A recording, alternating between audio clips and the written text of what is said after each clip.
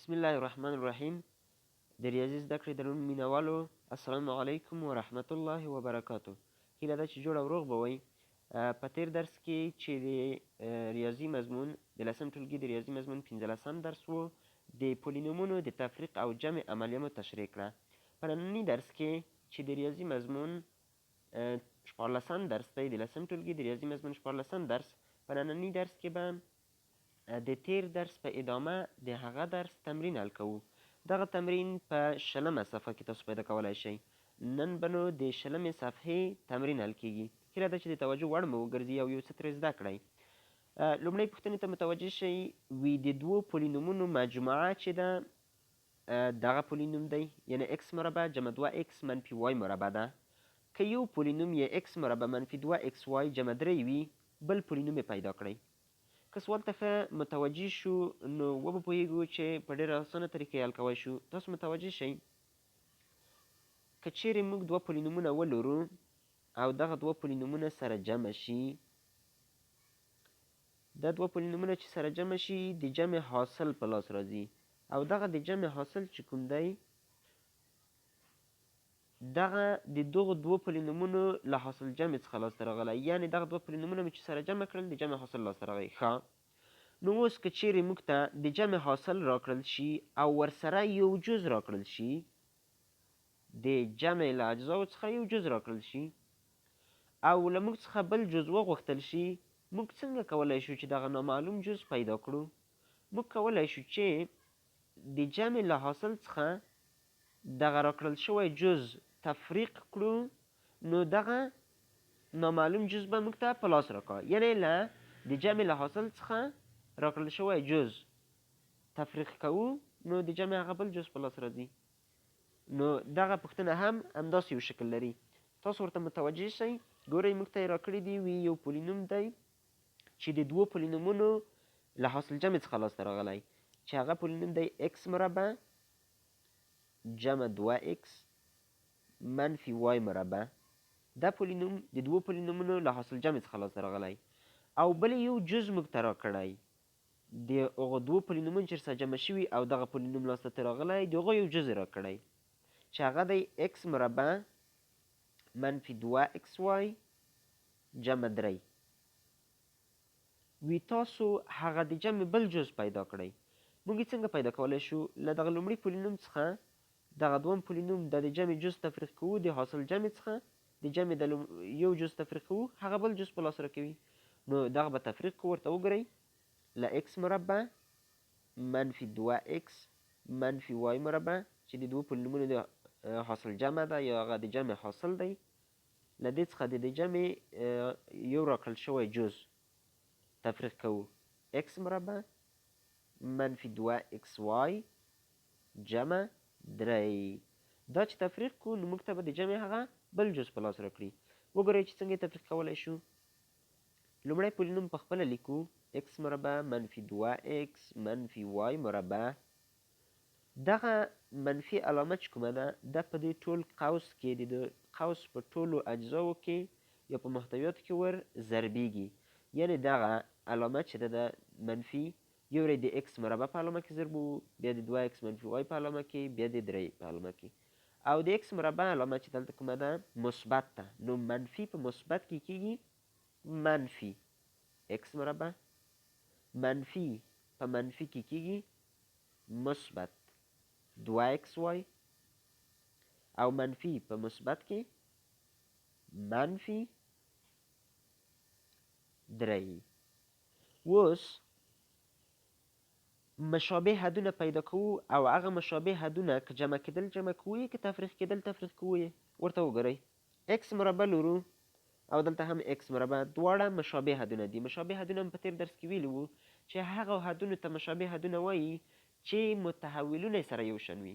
ضریبونه پروا نه لري، ضریبونه یې که مختلف هم وي کوم مشکل نشته، خو متحولین او د متحولینو تاوانونه یې باید سره مساوي وي. هغه مشابه حدونه دي.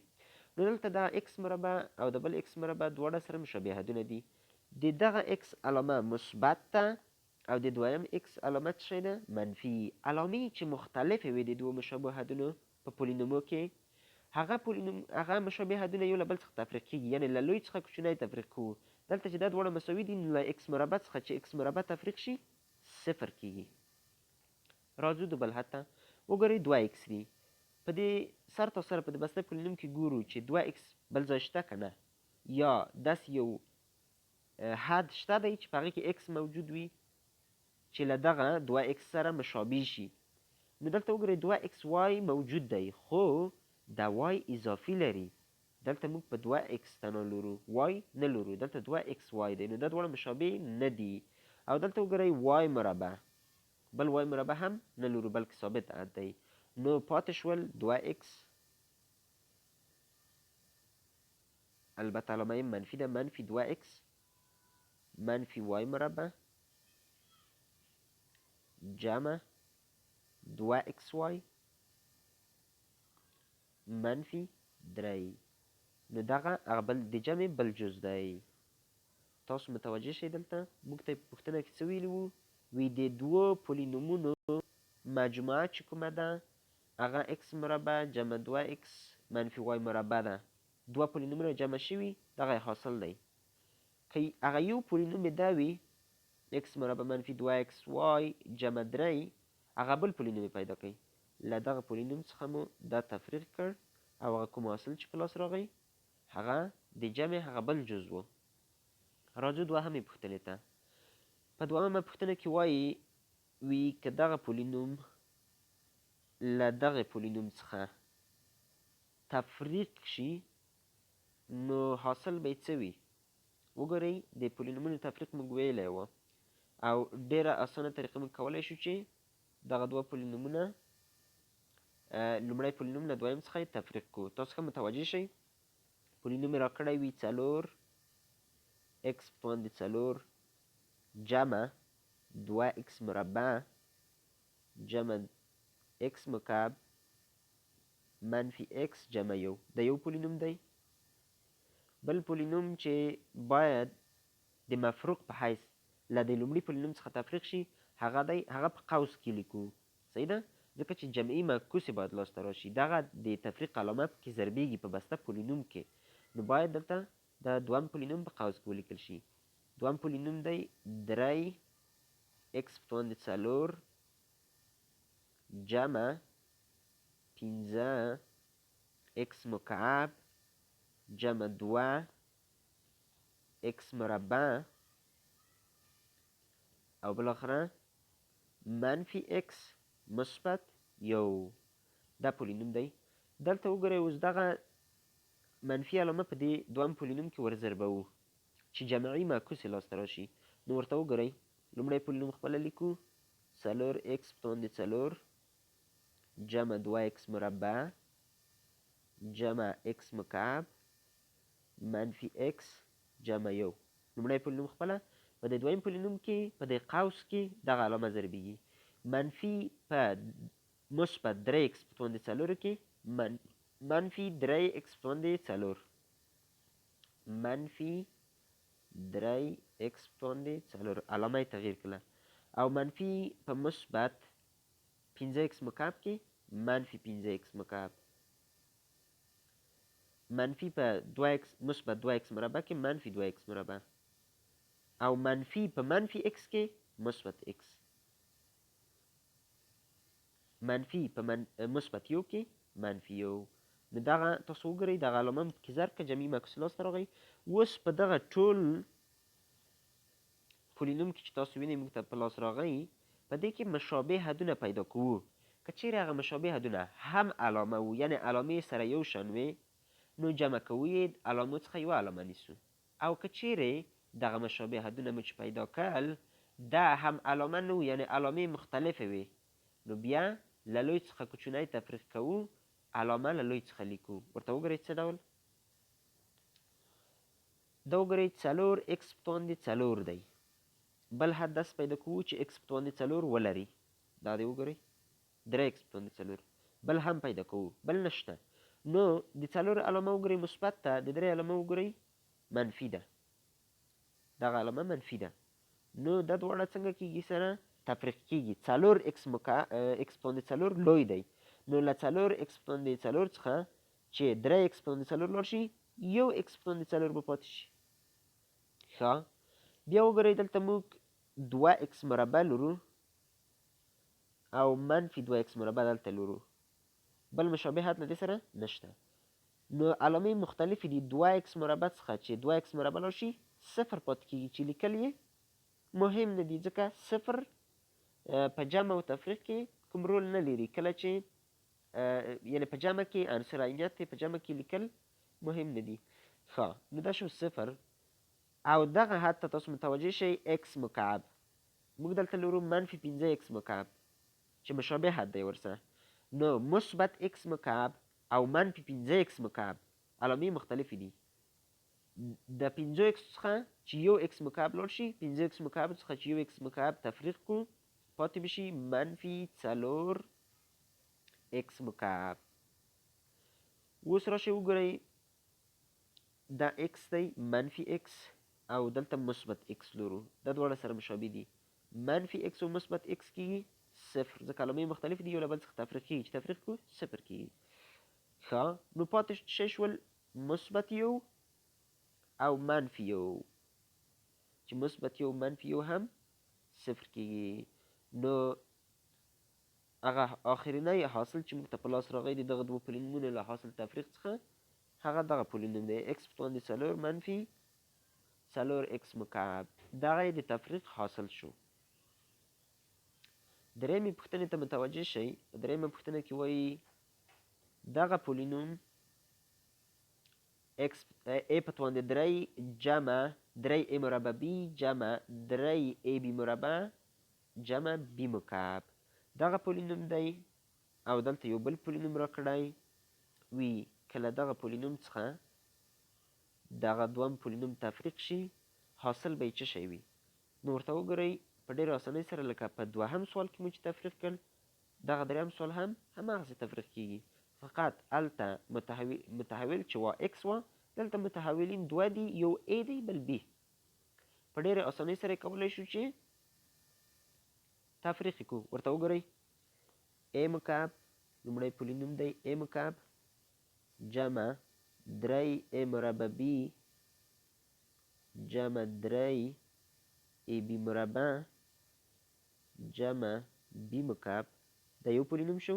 دغه دویم پولینوم چې لیکو تفریق علامه لیکو منفي علامه او وروسته دغه دوم پولینوم په قوس کې لیکو چې د علامه باید پکې ضرب شي یعنی جمعي معکوسې لاسته راشي. نو دوم پولینوم دی a مکعب منفي 3a مربع b جمع 3ab مربع منفي b مکعب قوس بند. او دلته د تیر سوال په شان دغه منفي علامه فقط په دغه قوس کې ضربوو چې هغه علامې تغییروي. نو ورته وګورئ لومړی پولینوم خپله لیکو a مکعب جمع 3a مربع b جمع 3ab مربع جمع b مکعب او دغه علامه چې ضرب کړو منفي 3a مکعب بشي مثبت منفي کې مثبت 3a مربع b منفي 3ab مربع منفي کې مثبت b مکعب. نو هم کولی شئ چې دغه علامه په دې قوس کې ضرب کړو. اوس مشابه حدونه پیدا کوو او جمع یا تفریق کوو. ورته وګورئ a مکعب دی a مکعب دی بل a مکعب دلته دی او بل a مکعب نه لرو.